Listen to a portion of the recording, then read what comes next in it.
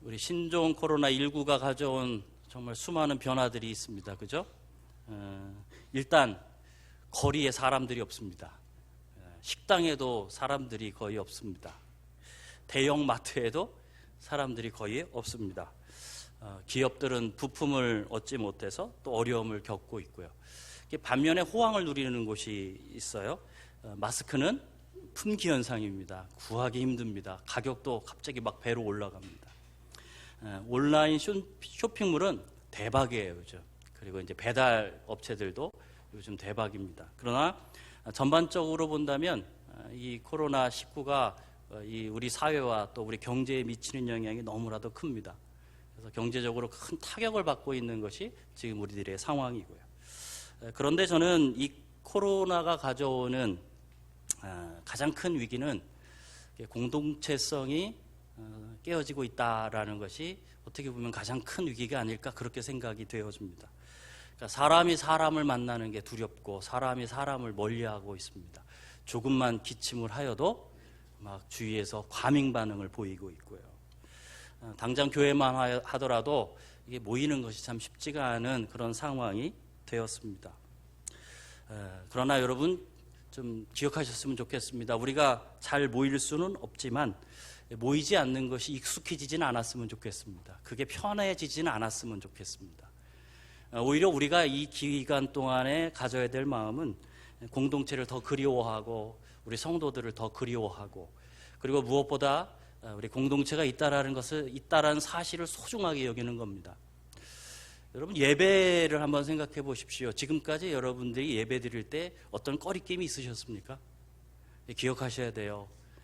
아무런 꺼리낌 없이 마음 편하게 예배 드릴 수 있는 것이 얼마나 감사한 일인지. 이런 기회를 통하여서 여러분이 그것을 좀 느끼셨으면 좋겠습니다. 야, 우리가 평소에 참 감사하게 예배 드렸구나. 그것을 좀 뼈저리게 깨닫는 그런 시간이 되었으면 좋겠습니다. 그래서 오늘 그런 의미에서 우리가 모이기가 어려운 시기이긴 하지만 그럼에도 불구하고 우리가 어떻게 더 아름다운 공동체를 만들어갈 수 있을까? 이런 위기 가운데에서도 어떻게 하나님께서 더 기뻐하시는 그런 공동체가 될 수 있을까? 우리가 잠깐 오늘 말씀을 통하여 그 상황을 좀 나누고자 합니다. 어떻게 보면 사실 우리는 이제 다시 어떻게 보면 다락방을 시작하고 있지 않습니까? 참 모이기도 어려운 상황이긴 합니다만 그러나 이런 가운데에 정말 더 좋고 더 아름다운 공동체로 이루어지기 위해서는 사실 다락방들 안에서 섬김이 참 익숙해지는 것입니다. 섬김이 익숙한 다락방들이 되었을 때 사실은 교회도 어떻게 보면 더 아름다운 공동체가 되어갈 것입니다. 하지만 우리가 섬긴다라는 것 그것은 결코 익숙한 것이 아닙니다. 여러분 섬기는 것은 익숙하지 않습니다. 이런 모습을 어디서 오늘 본문을 통해 발견하냐면 3년 동안 예수님을 따라다녔던 이 제자들에게서 발견합니다. 야, 섬긴다라는 것이 참 익숙하지 않고 이게 쉬운 일이 아니구나라는 것을요. 오늘 본문에는 세베대의 아들을 말씀하죠. 야고보와 요한입니다. 이들은 누구냐면 예수님의 이종사촌들입니다. 마태복음을 보면 이 두 사람이 자신들의 어머니죠. 예수님으로 따진다면 이모가 될 거예요. 어머니를 대동해서 예수님께 청탁하는 모습이 나옵니다. 예수님께서는 36절에서 그들을 향하여서 이렇게 말씀합니다. 너희에게 무엇을 하여 주기를 원하느냐? 무엇을 원하기에 나에게 왔느냐? 이렇게 물어보시는 것입니다. 예수님께서 그들이 원하시는 것을 몰라서 물어보셨을까요? 아닙니다. 무엇을 원하는지 잘 알고 계십니다. 그런데 예수님께서 이렇게 물어보신 이유는 그들이 무엇을 원하는지 분명하게 더 드러내기 위한 것입니다. 그리고 그들이 원하는 것이 잘못된 요구라는 사실을 더 분명하게 선명하게 드러내 보여주시기 위해서 그들에게 뭘 원하냐 그렇게 물어보고 계시다라는 것입니다. 이 형제들이 요구하는 것은 다른 것이 아닙니다. 예수님께서 메시아 왕국, 다시 말하면 정치적인 왕국을 세울 때에 하나는 우편에 앉게 해주시고 하나는 좌편에 앉게 해주십시오. 그래서 그 자리에서 세상의 영광을 누리게 해주십시오. 그것이 이 두 제자가 원했던 것입니다. 지금 예수님은 예루살렘으로 올라가고 계십니다. 그런데 아마도 이 두 형제는 예수님께서 지금 예루살렘에 올라가셔서 그곳에서 정치적인 메시아로서 정말 정치적인 나라를 세우실 것이다라고 그렇게 예상했던 것 같아요. 그러니까 지금 예루살렘에 올라가서 주님이 나라 세울 텐데 그때에 우리에게 한 자리씩 좀 주세요. 그것을 요구하고 있다라는 것입니다. 그러면 그 외에 다른 제자들은 어떠했을까요? 어떤 마음이었을까요? 사실 다른 제자들도 별반 다르지 않습니다. 41절 말씀을 보시면 우리 41절 말씀을 같이 읽어보겠습니다. 41절입니다. 같이 읽습니다. 시작. 야고보와 이 다른 제자들이 화가 난 이유는 이 두 제자가 엉뚱한 것을 요구하기 때문이 아닙니다. 사실 다른 제자들도 이 두 제자들과 같이 요구하는 것이 같았습니다. 그것을 원하고 있었어요. 그들도, 다른 제자들도 예수님께서 예수님의 나라를 세울 때 자신들도 높은 자리 한 자리쯤 차지하고 싶은 그런 마음이 동일하게 그들에게 있었습니다. 그런데 무엇이 그들을 화나게 만들었냐면 이 두 제자가 예수님의 친척이라는 관계를 앞세워서 먼저 선수를 친 겁니다. 그게 화가 나는 겁니다. 나쁜 놈들 이러면서요. 42절에도 나와 있습니다만 제자들이 원하는 게 뭐냐면 그 당시에 통치자들과 같은 그런 자리에 앉고 싶다라는 것입니다. 그러니까 그 당시의 통치자들, 그런 통치자들의 자리에 자신들도 앉고 싶다라는 것이죠. 그러면 그 당시의 통치자들은 누구였을까요? 권세자들이 누구입니까? 그들은 바로 제자들을 비롯하여서 유대인들을 강압적으로 통치했던 사람들입니다. 그러니까 다시 말하면 이 제자들은 그 당시에 통치자들 때문에 고통을 받고 있었습니다. 그런데 정말 아이러니한 거예요. 자신들도 그런 통치자가 됐으면 좋겠다라는 겁니다. 그걸 요구하고 있다라는 것입니다. 4월이면 이제 21대 총선거가, 국회의원 총선거가 이루어지고 있지 않습니까? 우리가 4년마다 경험하는 게 뭐냐면 선거 때는 국민의 종이 되겠습니다. 그런데 선거 끝나고 나면 모두 다 국회의원에 대해서 우리가 실망하지 않습니까? 처음에는 종처럼 할 것처럼 하지만 그러나 자리에 올라가면 변하더라는 것입니다. 이것이 세상 나라의 특징이다라는 거죠. 이것이 세상 나라의 특징입니다. 그러면 우리는 어떨까요? 여러분은 어떠십니까? 여러분은 어떠실 것 같아요? 우리도 다르지 않죠. 정말 다르지 않습니다. 야고보와 요한처럼 아예 대놓고 드러내지 않을 뿐이죠. 사실 우리도 열제자들과 비슷해요. 은근히 높아지는 것이 좋습니다. 우리 은근히 높아지는 거 좋아합니다. 누군가 위에 군림하는 것 좋아합니다. 그렇게 하고 싶습니다. 이것은 세상 나라에서 너무나도 익숙한 일이고 사실 너무나도 자연스러운 일입니다. 세상 나라는 그렇습니다. 이게 자연스러운 거예요. 그래서 예수님께서 오늘 본문에서 제자들에게 세상 나라의 가치가 아니라 하나님 나라의 참된 가치를 가르쳐주고 계십니다.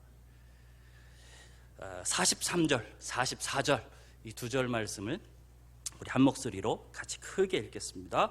같이 읽습니다. 시작. 너희 중에는 그렇지 않을지니 너희 중에 누구든지 크고자 하는 자는 너희 중에 누구든지 으뜸이 되고자 하는 자는 모든 사람의 종이 되어야 하리라. 세상은 높은 자리에 있는 사람이 큰 자처럼 보입니다. 그리고 높은 자리에 있는 사람이 큰 자로 여겨집니다. 그러나 하나님 나라는 그렇지 않다라고 말씀합니다. 하나님 나라는 그렇지 않다. 하나님 나라에서는 섬기는 자가 가장 큰 자요, 섬기는 자가 으뜸이다. 이렇게 말씀하고 있다라는 것입니다. 하지만 이것이 우리에게는 결코 자연스럽지도 않고 익숙한 것도 아니라는 것입니다. 다시 말씀드리면 우리에게 익숙한 것은 누군가 위에 군림하는 겁니다. 그냥 가만 내버려 두면 우리는 그런 자리로 갑니다. 그렇게 하고 싶어 합니다. 그렇기 때문에 이 섬긴다라는 것은 결국 그냥 쉽게 될 문제가 아닙니다. 섬기는 것은 훈련이 되어야 할 수 있는 겁니다. 훈련하셔야 합니다. 섬기기로 훈련하셔야 합니다.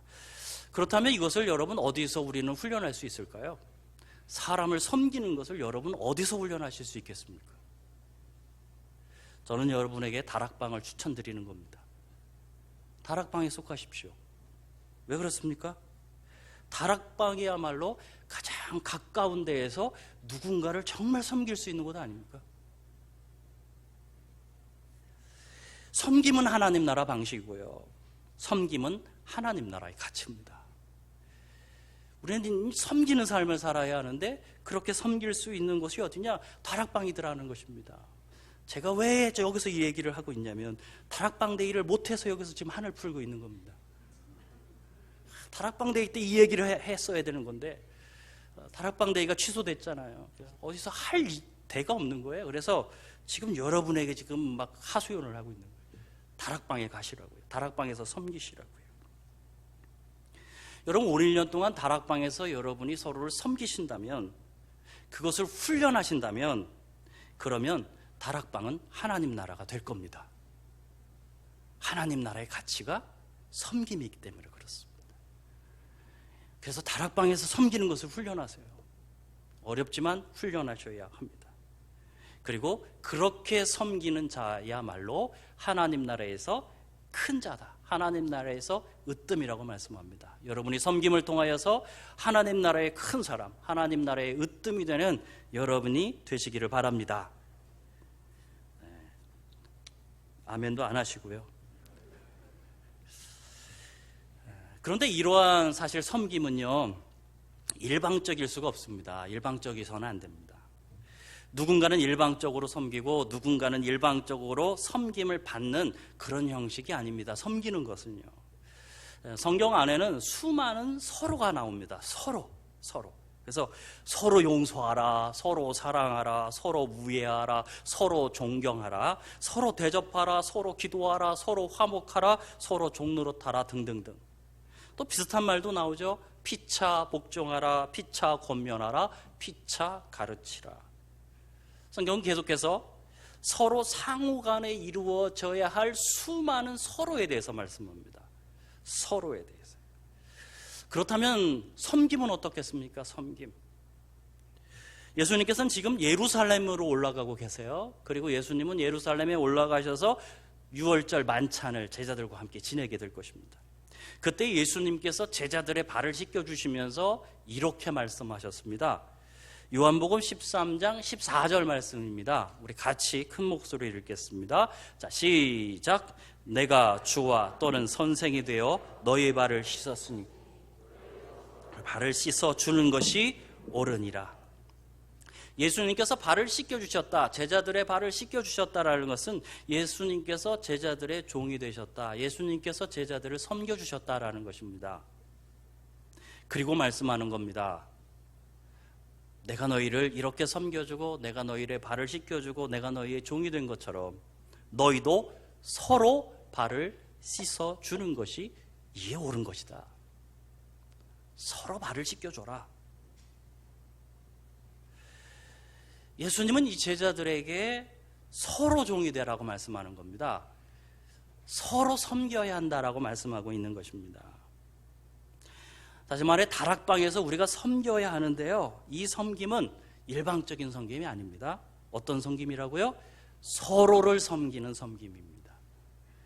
여러분의 다락방이 여러분 그런 다락방 되셨으면 좋겠습니다. 함께 모이면 서로 섬기는 다락방. 여러분 신종 코로나 바이러스 이 사태를 겪으면서 여러분은 요즘 어떤 생각을 하십니까? 두려우십니까? 막 떨리십니까? 공포감이 막 찾아오십니까? 저는 이번 코로나19 사태를 보면서요, 인간이 참 연약한 존재구나라는 것을 더 깊게 느끼고 있습니다. 정말 연약한 존재구나. 눈에 보이지 않는, 그러니까 너무 작아서 눈에 보이지도 않아요. 보이지 않는 이 바이러스 하나 때문에 막 사람들이 벌벌 떠는 모습을 바라보면서 이게 우리 모습이구나, 이게 우리구나라는 것들을 느끼게 돼요. 사망률이 낮을 뿐이죠. 여러분 조선시대 역병이 막 돌아서 속수무책이었던 때와 지금 뭐가 다른 겁니까? 그 두려움과 공포 똑같지 않습니까? 저는 인간이 정말 위대한 존재 같지만 참 연약한 존재에 그치는구나. 연약한 존재, 그러니까 연약하기 그지없는 존재라는 사실을 이번 코로나19를 통해서 아주 뼈저리게 느끼고 있는 겁니다. 참 우리가 연약하구나. 연약하다. 여러분, 왜 우리가 서로 섬김이 필요한 줄 아십니까? 우리가 서로 연약하기 때문에 그렇습니다. 서로 정말 연약한 존재이기 때문에 서로 섬기는 게 필요한 겁니다. 예수님께서 이 땅에 오신 이유가 무엇일까요? 주님께서 이 땅에 오신 이유가 뭡니까? 오늘 본문 45절 말씀에 그 이유를 우리에게 분명하게 말씀합니다. 45절 말씀을 우리 크게 한 목소리로 같이 읽겠습니다. 45절입니다. 시작. 인자가 온 것은 섬김을 받으려 함이 아니라 도리어 섬기려 하고 자기 목숨을 많은 사람의 대속물로 주려 함이니라. 예수님께서 이 땅에 오신 이유는 인간이 예수 그리스도의 대속적인 그 죽음, 다시 말하여 대속적인 섬김이 아니면 절대로 구원받을 수 없는 존재이기 때문에 그렇습니다. 우리는 죄에 무능합니다. 우리는 죽음 앞에 무능하고 우리는 심판 앞에 무능합니다. 우리는 그 앞에 너무나도 연약한 존재입니다. 그래서 예수 그리스도께서 그런 우리를 섬기기 위해서 이 땅에 오셨다라는 것입니다. 우리가 너무 연약한 존재이기 때문에요. 그 연약한 존재인 우리를 섬기기 위해서 예수님께서 이 땅에 오셨다. 이렇게 그 목적을 말씀해 주고 있는 것입니다. 이와 같이 여러분, 우리는 누군가의 섬김이 아니면 살아갈 수 없는 존재들입니다. 혼자 살아갈 수 없습니다. 우리는 서로 무능합니다. 우리는 서로 연약합니다. 그러므로 우리는 서로 섬겨야 합니다. 그래야 함께 살아갈 수 있습니다. 이러한 섬김을 이룰 수 있는 공간이 어딥니까? 서로 연약함을 끌어안고 함께 섬기며 살아갈 수 있는 공간이 어디에 있습니까? 다락방 아닙니까? 다락방. 다시 말씀드립니다. 제가 다락방 대의를 못해서 이렇게 여러분에게 말씀드려요. 여러분, 다락방에서 서로 섬기셔야 함께 살아가실 수 있습니다. 다락방에 속하시고 다락방에서 함께 섬기는 여러분 되셨으면 좋겠습니다. 제발 목자들도 좀 섬겨주십시오. 목자들도 섬겨주셔야 합니다. 여러분, 다락방 목자가 왜 힘든 줄 아세요? 여러분, 왜 힘들 것 같아요? 그것은 목자가 일방적으로 섬겨야 한다라고 생각되어지기 때문에 목자가 힘든 겁니다. 그리고 다락방 가족들도 은근히 그렇게 실제적으로 요구합니다. 우리를 섬겨주세요. 그렇게. 그러니까 대놓고 그렇게 요구한다고요. 여러분, 물론 다락방 목자는 섬기는 사람입니다. 하지만 그 다락방 목자도 섬김을 받아야 될 사람들입니다.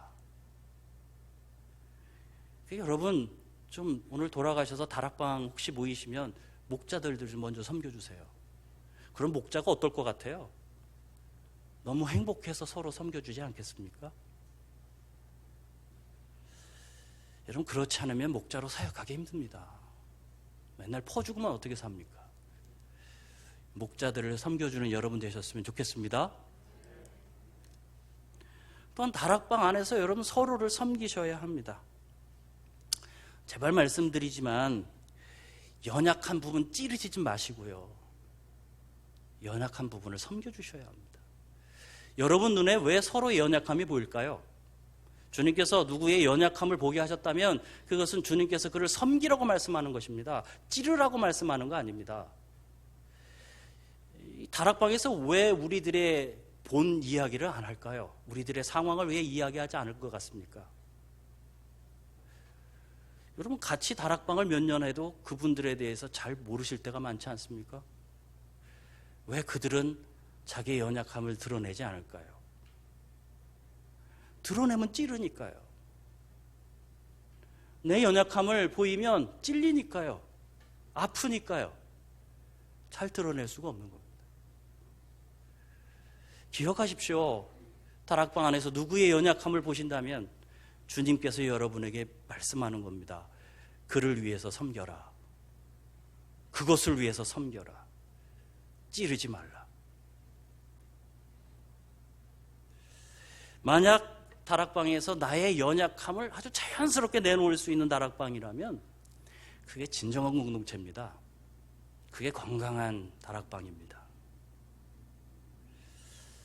여러분, 다락방에서는 누구나 예외가 없습니다. 누구 하나 예외 없습니다. 다 섬겨야 합니다. 믿습니까? 다 섬기셔야 합니다. 다락방 안에서는 누구 하나 예외 없습니다. 다 섬김을 받아야 합니다. 목자도 섬김을 받아야 합니다. 믿으십니까? 그렇게 하십시오. 그래서 올해 다락방 모임 순서들을 나눠드리면서 그냥 인위적으로 그럼 이 순서를 담당할 담당자들을 정하십시오. 이렇게 말씀을 드렸어요. 목자들에게요. 다 목자들이 해요. 그래서 아예 정해서 서로 섬기도록 해보십시오. 그렇게 말씀을 드렸습니다. 여러분, 다락방 안에서 꼭 한 가지 이상 여러분은 섬기셔야 합니다. 다락방 안에서 꼭 한 사람 이상은 여러분 서로 섬기셔야 할 줄 믿습니다. 여러분, 그런 다락방 되셨으면 좋겠어요. 예수님께서 섬기는 자가 되고 또한 종이 되라고 말씀하십니다. 여러분, 곧 섬긴다라는 건 무엇을 말하는 거냐면 누군가를 위해서 나를 희생한다는 이야기예요. 희생하지 않으시면 여러분은 섬길 수 없습니다. 누군가를 위해서 희생하셔야 합니다. 서로가 종이 되어서 서로를 위하여 희생한다라는 것은 이것은 예수님께서 우리 가운데 본보기로 보여주신 이 이야기입니다. 그게 45절에 남아있는 말씀입니다. 주님은 십자가에서 자신을 희생하셨어요. 우리를 섬기기 위해서. 그것은 우리 가운데 보여주신 주님의 본보이기도 하지만 우리가 누군가를 종으로서 섬긴다, 그를 위해서 희생한다라는 것은 또한 우리가 세상에 예수 그리스도를 보여주는 방식이기도 합니다. 주님은 섬기기 위해 이 땅에 오셨기 때문에 그렇습니다. 너희가 서로 사랑하면 이로써 모든 사람이 너희가 내 제자인 줄 알 것이다. 올 1년 동안 여러분 서로를 섬기시기 바랍니다. 그리고 정말 예수 그리스도를 세상 가운데 보여줄 수 있는 여러분의 다락방들이 되길 주님의 이름으로 축복을 드립니다. 그런데 여기에서 하나를 더 생각해 보아야 할 필요가 있습니다. 그렇다면 우리끼리만 섬기면 되는 것일까? 그것이에요. 우리의 책임이 여기까지만일까? 우리 44절을 다시 한번 읽어보겠습니다. 44절 말씀 한 목소리로 읽습니다. 시작.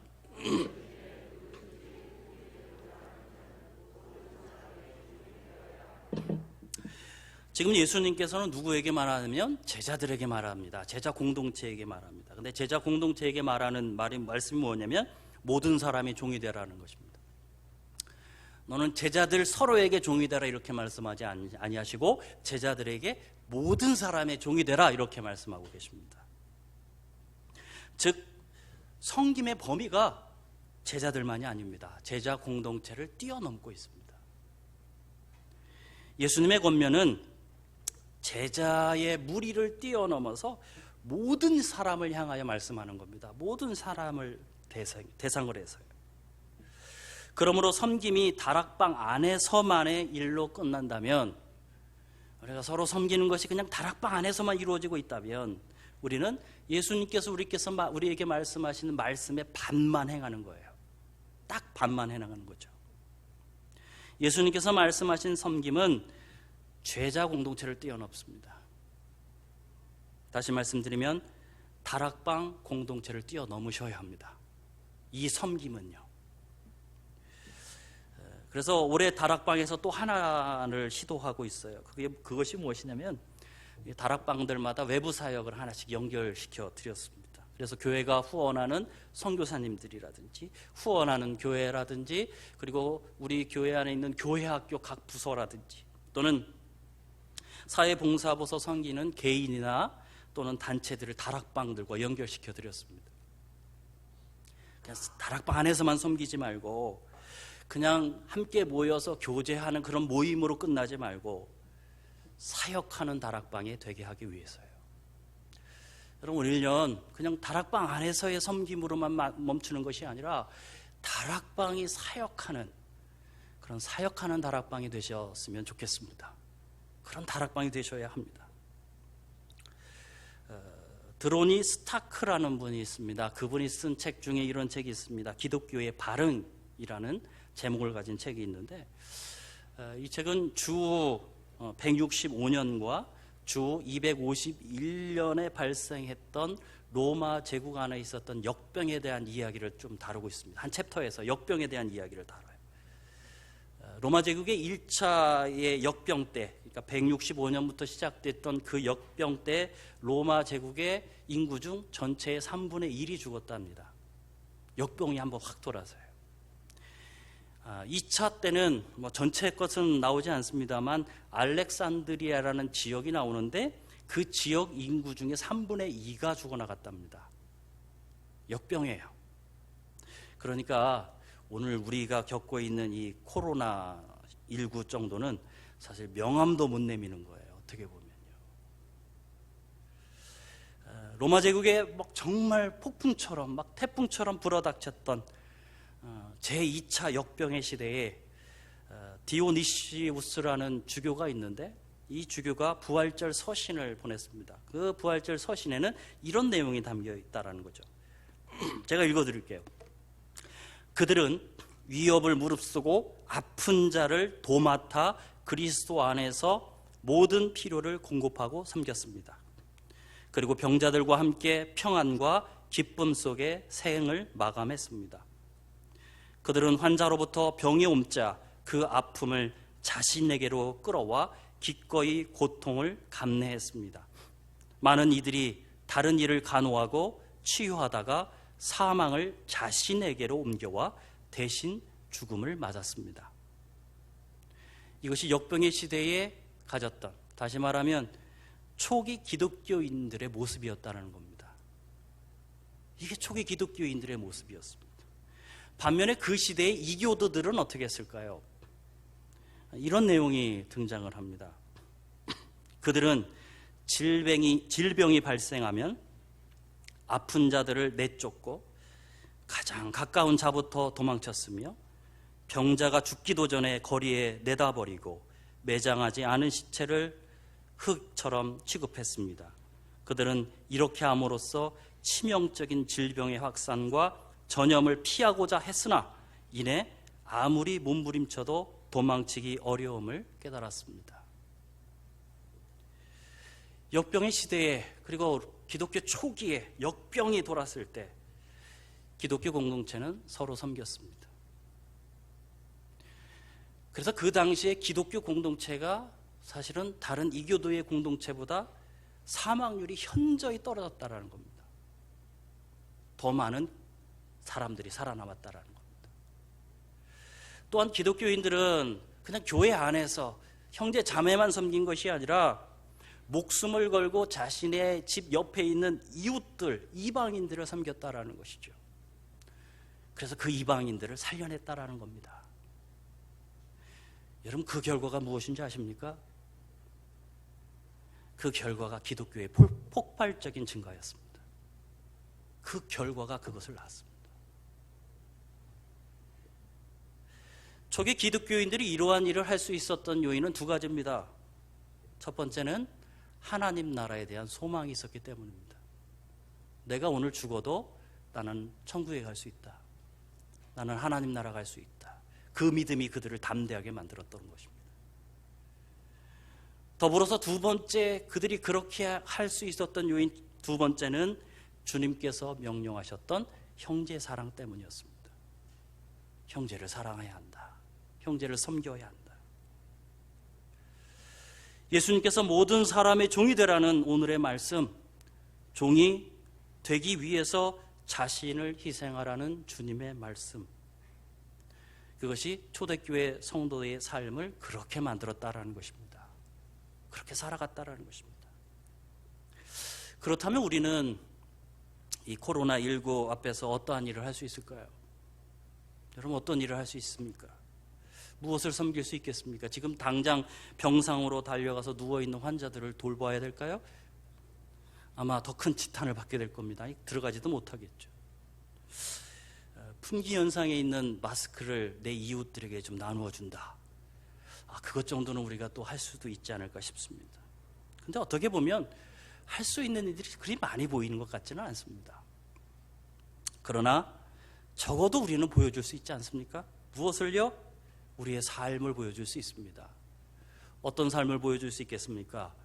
담대함입니다. 담대함. 그리스도인으로서의 담대함. 여러분 코로나 앞에서 조심하지 말라는 말씀이 아닙니다. 우리 정말 조심해야 합니다. 이웃을 위해서 조심해야 하고 나 자신을 위해서 정말 조심해야 합니다. 그러나 정말 세상 사람들이 하는 것처럼 두려움과 공포에는 휩싸이지 말아야 되지 않을까요? 그리스도인의 담대함을 좀 보여주십시오. 왜 그렇습니까? 예수님이 우리와 함께 하시기 때문입니다. 믿으십니까? 그리고 우리 죽어도 하나님 나라 가지 않습니까? 주님 나라 가지 않습니까? 그 소망이 있지 않습니까? 그것이 우리를 담대하게 만들어야 되는 것입니다. 적어도 그리스도인은 담대하셨으면 좋겠습니다. 오늘 우리가 해야 될 일은 코로나 앞에서 두려움에 떨면서 아무것도 하지 못하는 것이 아니라 주님의 말씀처럼 형제자매를 격려하고 형제자매를 위로하고 형제자매를 섬기시는 겁니다. 또한 두려움에 떨고 있는 이 세상 가운데에 정말 이렇게 살 수 있다는 것을 여러분이 보여주시는 겁니다. 그들을 섬길 수 있는 일들에 대해서 우리가 고민해야 되지 않을까요? 교회가 고민해야 되지 않을까요? 여러분 코로나만이 아니지 않습니까? 이때만이 아닙니다. 사실은 우리는 계속해서 세상을 위해서 무엇을 할까 사실 고민해야 되는 사람들입니다. 예수님은 모든 사람의 종이 되라 말씀하셨습니다. 그들을 섬기라고 말씀하셨습니다. 여러분 구체적인 방법 우리가 즉시 찾아내지 못한다 할지라도 적어도 다락방에서 함께 기도할 수는 있지 않습니까? 세상을 위해서. 성도 여러분, 다락방이 그런 곳이 되셨으면 좋겠습니다. 연약한 우리 마음에 힘을 얻고 위로가 되고 격려하고 서로 섬김을 통하여서 굳건히 이 코로나를 이겨나가고 또 세상을 위해 우리가 무엇을 할 수 있을까 고민도 해보는, 그래서 세상을 위해서 사역하는 그런 다락방이 되시길 바랍니다. 여러분 코로나19 정말 조심하셔야 합니다. 조심하십시오. 그러나 예수님보다 코로나를 더 묵상하지는 마십시오. 요즘 보니까 예수님보다 코로나를 더 묵상하시는 것 같더라고요. 여러분 코로나 묵상하고 또 묵상하면요 딱 한 가지 나옵니다. 무섭다 이렇게 나옵니다. 두렵다. 그러나 예수님 묵상하면 어떨까요? 예수님 묵상하면 마음이 담대해질 것입니다. 우리 그렇게 이겨나가야 합니다. 믿으십니까?